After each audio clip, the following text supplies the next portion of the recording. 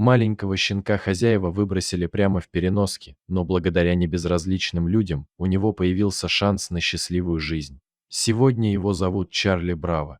Эта история произошла в одной из сельских местностей штата Арканзас. Местный житель, Брэд Уайнингер, вместе со своим сыном ехали на мотоциклах. В тот момент никто из них, кто им попадется на пути.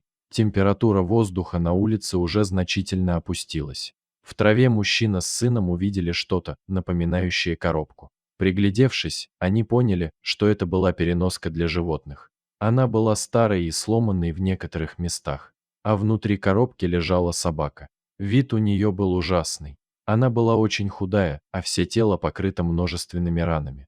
Первое, о чем подумали люди, что собаку сбил автомобиль, но потом они поняли, что ее раны образовались от какой-то инфекции.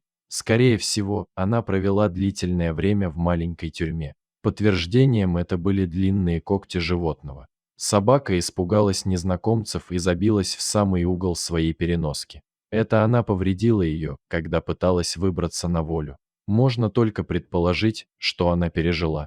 Мужчина с сыном дали собаке немного еды и питья. Они не могли оставить собаку умирать, поэтому вернулись домой за автомобилем.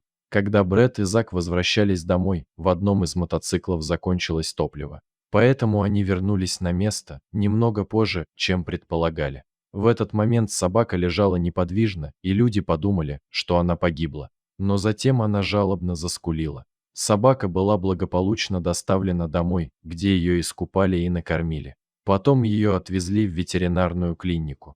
Животное требовало не только медикаментозного лечения, но и психологической реабилитации. Планировалось, что собака поживет со своими спасателями временно, так как в семье уже жили питомцы. Она была очень дружелюбным питомцем, к которому все уже успели привязаться. Поэтому ее решили никому не отдавать, а оставить у себя. С тех пор прошло 4 года. Чарли очень активный пес, поэтому ему соорудили специальную корзину, чтобы он мог ездить на мотоцикле вместе со своими хозяевами. Чарли обожает езду на мотоцикле.